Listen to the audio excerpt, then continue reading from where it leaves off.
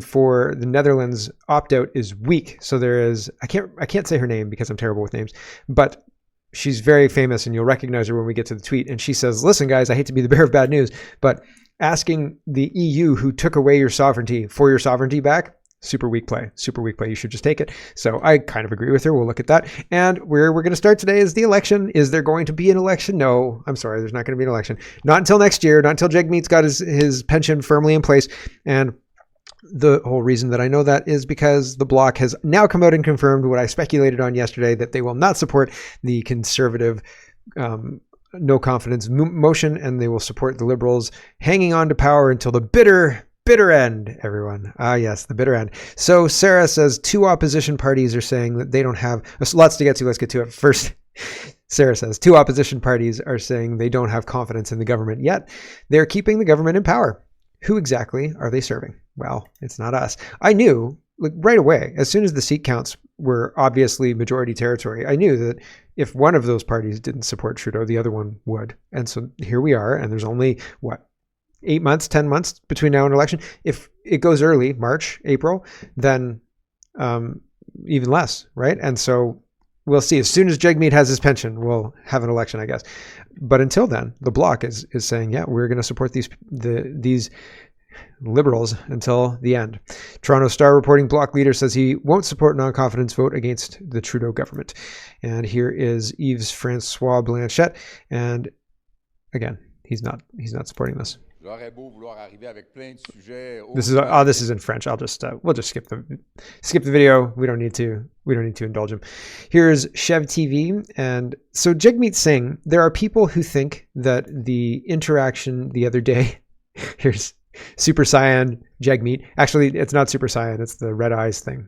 Greta Red Eyes too, right? Anyway, Callum is sharing a picture where it says "Say it to my face," then, right? And Miss Catherine says, this whole thing seems incredibly staged. I wonder how many of those dudes got paid to poorly act like the bad guy and then act like cowards to make Jagmeet look like some kind of hero. This is well, she uses some creative language. But in contrast, and then Jagmeet Singh is acknowledging that he says, by now you've probably seen the video. For days now, bullies in Ottawa have been spewing hate and harassing Canadians who don't agree with them. An Indigenous woman being called a Nazi, staff being harassed, journalists being yelled at. That's the country Pierre Poilievre wants. What is he talking about? Me, I believe everyone should feel safe walking our streets, unless you call Jagmeet a corrupt, bad word. I think he said bastard, actually. He said you're a corrupt bastard. And then Jagmeet's ready to fight you. Safe streets. After these are done with you, right, says Jagmeet. Me, I believe everyone should feel safe walking our streets. I believe we need to stand up to bullies and shut down hate. Canadians believe in lifting each other up, not tearing each other down. Stand with us. So he's acknowledging that this whole thing happens, and he's kind of trying to make political hay out of it. Like, oh, I stood up to a bully who called me names. But the problem is, people are frustrated because it doesn't seem like parliamentarians are listening to them. And so that's all they can do is call names, right? Like, that's a problem. It's not an indication of really good governance. It's not an indication of people who have bad character either. It's an indication that people are frustrated with government, and the people who are in government, Jagmeet, that's you, are not listening. Right? And that's a problem. Chev TV is highlighting this, and he says, remember when Jagmeet Singh was confronted by an angry mob of South Asians in Brampton? They called him far worse names than the 2 white guys in Ottawa. Jagmeet never commented on this ugly event or blamed it on Pierre Poilievre. I guess that they were the wrong skin color. So here he is getting chased out of an event in Brampton, and they're calling him a sellout, and they call him fake meat, and I thought it was hilarious. So here we go. Running Fudger Singh. That's his new name. Fudger Singh. Questions, bro. Fake meat and flat face. The wrong kind. Jagmeet, I'm wearing a mask, bro. You gotta respect me. Hey, Jagmeet, don't sell out, bro. Don't sell out. Where are you going? Where are you going? Pussy. Pussy. You're selling out, Jagmeet. Sell out thing, bro. You sold out of Dome, bro. You sold out of Dome. Watch out. Punk pussy. So those guys, he's not feeling strong, but the other guys, he's like, would you say? So those guys were pretty clear. The guys outside the car there, right? That's a lot worse. But I mean, you can't blame a certain group of right-wing people for that, right? Very, very interesting stuff. Here is hoist the black flag, says Rosemary Barton is the poster child for biased media. She's a hack and a national disgrace. Rosemary Barton tweets, conservatives are targeting Jagmeet Singh over his pension, but Poilievre's is 3 times larger. Now, it's funny because Jagmeet Singh has a conflict of interest because he gets his pension if the election is held after a certain date early next year, after February, whatever it is, whenever the election was held. And I can't remember the exact date, but I think a March election would clear him, right? So the conflict of interest comes into play because he has the decision to make. Should we drop the government now or should we wait until springtime? And the allure of that pension and the fact that you're not sure that you're going to win the seat are going to come into play when you're making that decision. And you can say that no, but like, yeah, it comes into play. It does. And so it's very interesting. The whole attack or the reversal is saying Pierre Poilievre has a big pension and he's already qualified for this big pension and he's going to be taking that money from taxpayers. And like, I don't think anybody has a problem with that. There's no conflict of interest there, right? Like, sure, if you have a problem with pensions, then let's undo the pensions. Let's, Ontario remove the pensions from serving in the Ontario legislature. You want to remove the pensions? That's a different thing than this specific instance where Jagmeet Singh has a conflict of interest with regard to dropping the government now and going to election now and maybe not getting his pension, or not dropping the government now, definitely getting his pension and dropping the government in March, right? Conflict of interest, and people are upset about that. Different. It's very different. So Stephen Taylor says it's not that he has a pension, it's that the vesting schedule is factoring into Jagmeet's decisions. Pierre's pension is already locked in. I thought this was clear to anyone who follows politics for a living. Right. It is clear. They're just trying to muddy the water. They're trying to have a look-alike scandal. Right. And so when Pierre says Jagmeet's pension, they can say, yeah, but Pierre's pension, right? And muddy the waters a little bit. So then people say, what's up with Pierre's pension? So it's dishonest, right? But it's the modus operandi of these people. Here is Leslyn Lewis, and she says the Prime Minister repeatedly shoves women aside, women who stand up to him. He removed Jody Wilson-Raybould and Jane Philpott from cabinet in 2019 over SNC Lavalin, and now he's replaced Chrystia Freeland with unelected carbon tax Carney as the de facto Prime Minister. This fake feminist Prime Minister must go. This is like kind of a miss for me. It's like fine. You can. I think a good vector of attack is talking about how we have an unelected bureaucrat working for the Liberal Party who's the stand-in finance minister because Chrystia Freeland's incompetent. You could make that attack. But doing this like weird Jody Wilson-Raybould, Jane Philpott is the same as Chrystia Freeland, it's too much. It's way too much. You don't need to, like, there's no reason to do that. The job of a politician is to listen to the public's feedback, basically, and then stand up and say, it sounds like these are the problems. And people go, yay, you understood what the problems were. And then you say, okay, these are the solutions to address these problems. And then people, if they like you, go, yay, right? And then you implement the solutions. And that's fundamentally what it is. You demonstrate through your rhetoric that you've heard the people's concerns and that you're going to do something like fulsome about it, right? Like actually you can tangible feel it, like we're going to do this, like the steps are this, and this. And people like that, right? But when you just start attacking people and saying like weird roundabout ways to make a point about feminism, people aren't going to be like, yay. It's like, what is she? Okay, so Jane Philpott and Jody Wilson, what does that have to do with this again? Oh, okay, because he's a feminist. And like, what? Like, it doesn't matter. It doesn't matter. She's an incompetent being replaced by somebody hired for the Liberal Party, not even for the government. He doesn't work for the PMO. He doesn't work for the government at all in order to shield him. Talk about that. Talk about how you'd fix that. You'd fire him, right? Like, this is easy stuff, but it seems like people get lost in nonsense. Just absolute nonsense. Anti-vaxxer says, watch as the minister of sugary cereals. Can I be the minister of chocolate cereals? I hope so. Mark Gerritsen is openly mocked and ridiculed in the House of Commons. And one Conservative MP asks, do you want me to represent you, Mark, in relation to the defamation lawsuit filed by Cat Canada? And so they're trying to use Russia, and another Russian hoax, Russia Hoax 3.0, to say Russia is influencing our online discourse and we should censor it. While at the same time, there are 11 MPs who are Chinese influenced or Chinese money influenced, or they bust people in order to secure the seat in a safe liberal riding in order to make sure Han Dong got that seat, right? Like there are Chinese people or Chinese influence in our House of Commons, and they're saying, the real problem here is Canadians speaking out on the internet and Russia, right? That's a problem for me. That's a huge problem for me. I don't really care what Mark Gerritsen says. Like, let's listen to him. He's saying that Russia is the problem and that he wants to let's crack down on Russia. Here we go. Mr. Speaker, earlier this month, the U.S. Department of Justice revealed that Russia is funneling money to conservative media figures to push their far-right propaganda. This is a clear threat to our democracy and Canada's national security. And yet, I'm going to ask the honourable member to please take a seat. I would ask...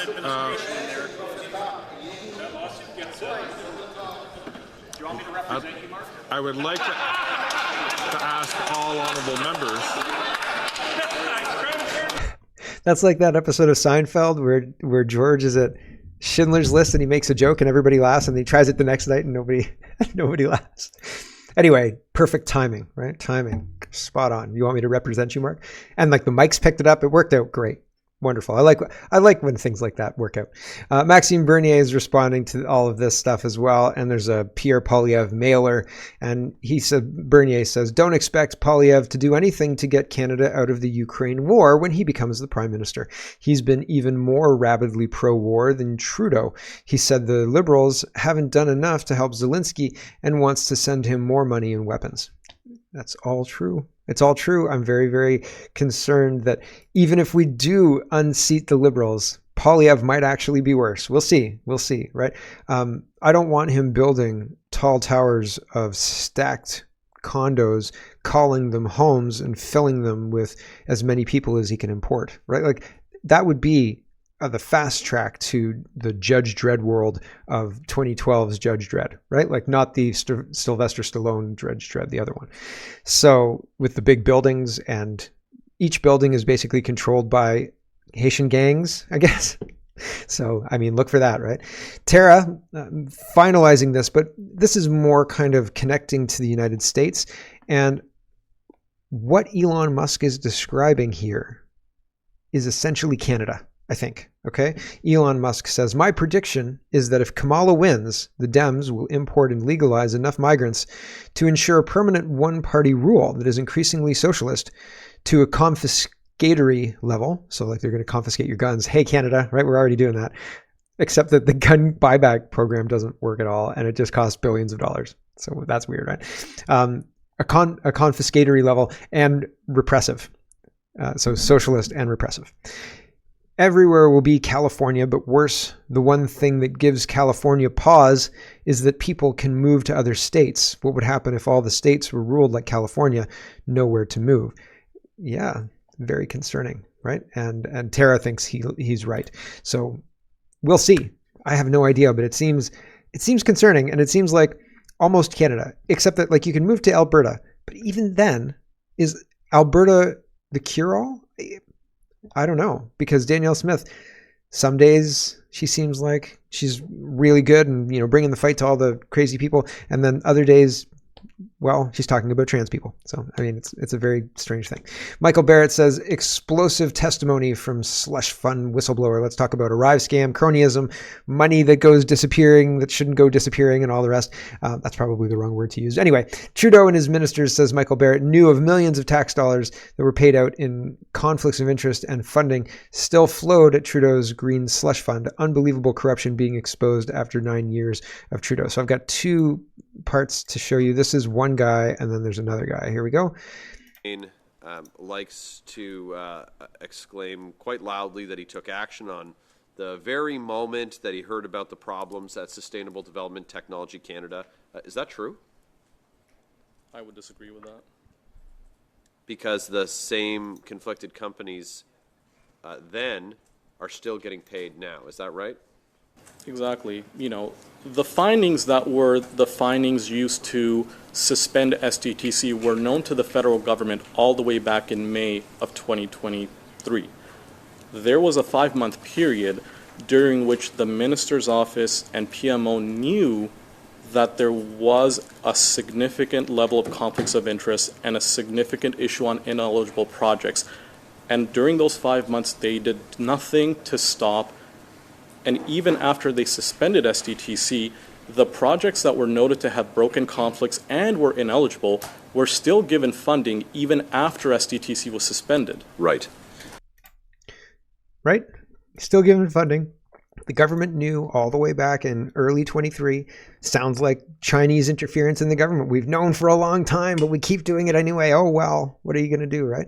Here is Michael Cooper. Watch the Green Slush Fund whistleblower scathing opening remarks at committee today. No accountability for $390 million worth of corruption. Trudeau government covers up wrongdoing. Minister Champagne politically interfered to protect Liberal insiders.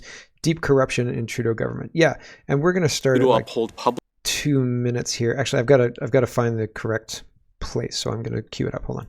I'll start it here. We're going to play it for about a minute, maybe 2 minutes, maybe a little longer. He's got a lot of impactful things to say. Like the whole thing it's a 7-minute thing. I listened to it double speed. Worthwhile, absolutely worthwhile. There's more to this as well. It seems like this is just the tip of the iceberg and nobody wants to get to the bottom of this at all. Like nobody's interested at all. Here we go. Organization unfixable. It also serves as the ultimate indictment against SDTC's leadership who continue to work today. I'd like to extend my gratitude to the Office of the Auditor General for its dedication to this inquiry and their wider efforts as one of the few independent institutions in Canada that continue to uphold public trust in a system that has become increasingly opaque and unjust. And just as I was always confident that the Auditor General would confirm the financial mismanagement at SDTC, I remain equally confident that the RCMP will substantiate the criminal activities that occurred within the organization.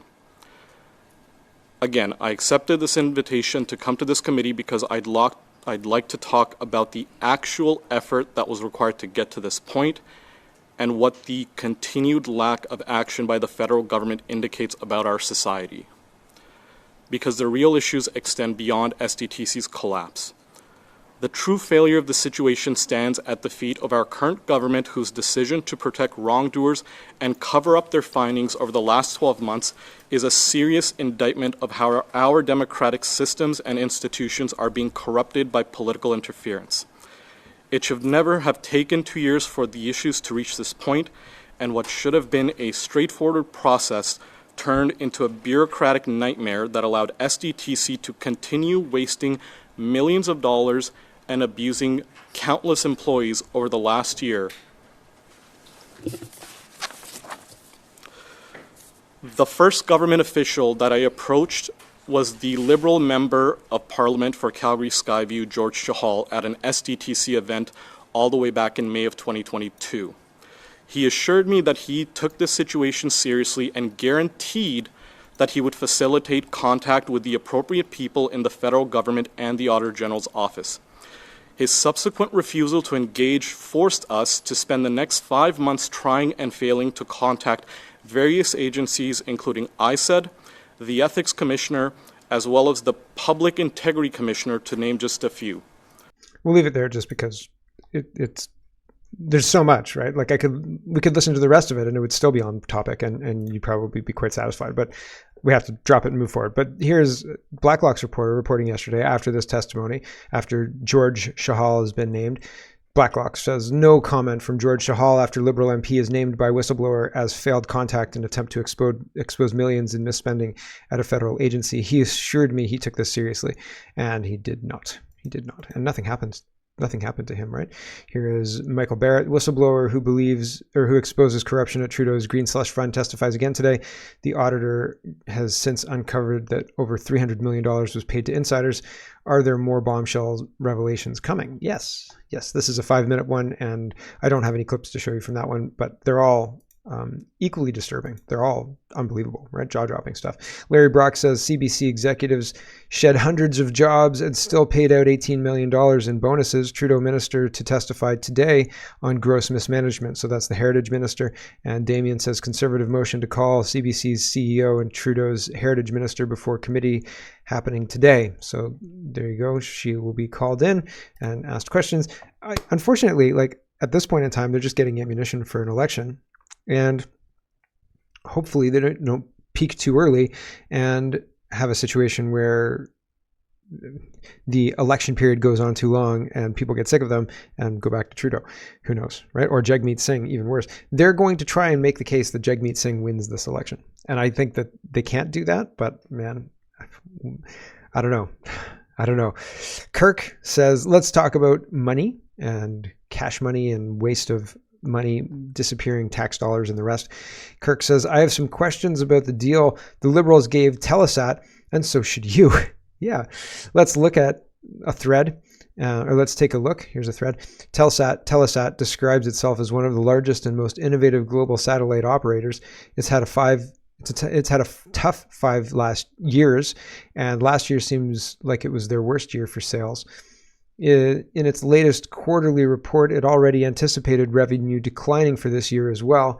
The quarter's revenues declined by 15% from last year to 152 million, and the company says lower rate of renewals with some customers.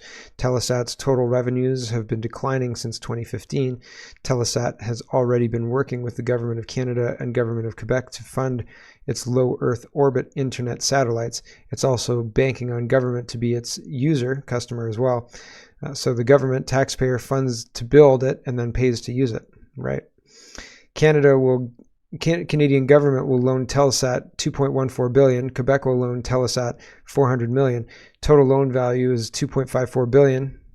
$2.54 billion, that's what he says, which is way more than the company's worth. Canada's loan will be a 4.75% plus CORA, 15-year maturity. Interest will be paid in kind during construction, then 10-year sculpted amortization. This loan structure offers every flexibility possible to Telesat. Interest payable in kind allows for the company to conserve cash and accrue interest. They most likely won't pay any interest for the first 5 years. Sculpted amortization allows for payback structure flexibility. We don't know any of the other details associated with the loan itself. Why is it secured? What is it secured by? Some payment in kind structure can use goods or services as a payment instead of cash, since the government is planning to be a customer that is assumed. Is that assumed? What options or notes added? Canada is getting warrants for 10% of common shares of Telesat LEO. So just the subsidy of the company at $3 billion valuation, which is worth much more than the main company to begin with. Quebec is getting 1.87 for the same deal. The valuation is generous.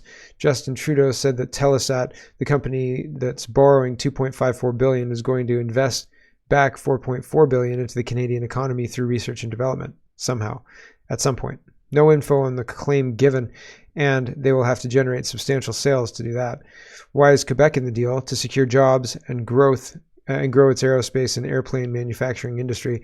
It's a good move by Quebec as they get to grow such substantial industries using all of Canada taxpayer dollars. Telesat currently barely even hires in Quebec with only two vacancies. This isn't the first time that Telesat has gotten money from the Government of Canada. In 2021, Canada invested $1.44 billion to build the same LEO satellites. $790 million was a repayable loan and $650 million on preferred share equity, for which it will get a dividend. So what happened to this? Besides receiving billions of dollars in investment from Canadian taxpayers, Telesat also received millions upon millions in different contracts from the Canadian government. There are 179 records and 18 pages of various contracts. Taxpayers are sustaining this company. For the uninformed and politicians that decide to defend this investment with zingers against Elon Musk, not giving money to foreign billionaires, etc., well, Telesat uses SpaceX to launch its satellites into orbit, and his other companies, including Tesla, already get money from the government. So that's pretty funny, really. Like if Telesat is actually just using, is like a white label for SpaceX, right? Are they using the same satellites too? Do they buy the satellites from SpaceX, put a Telesat label on it and charge the Canadian government millions of dollars? Because I mean, I could start an aerospace company like that. Anybody want to be an aerospace company with me? Get Elon Musk on the phone. That's for job number one. I'm the CEO. You're the doer. Okay. So I'm just kidding. I'm the CEO and I am the doer in Canada Poly. So there you go. Six Buzz says Rogers Communication to buy out Bell's share of MLSE for $4.7 billion. $4.7 billion. Holy smokeronis. You guys got a satellite company you want to buy?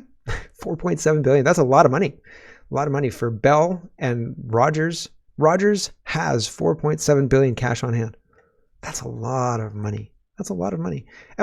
How many estates is too many estates? Like, I'd like multiple estates, but I don't know how many estates is like greedy. Is that weird? So, and I mean, I don't even have enough for one estate. So this is totally like in fantasy world. But if I did have enough money for multiple estates, I'd keep the estate that I have now. It's not really an estate, it's a house, but we can call it an estate for the purposes of this thought experiment. I'd keep my current estate and house and buy another estate.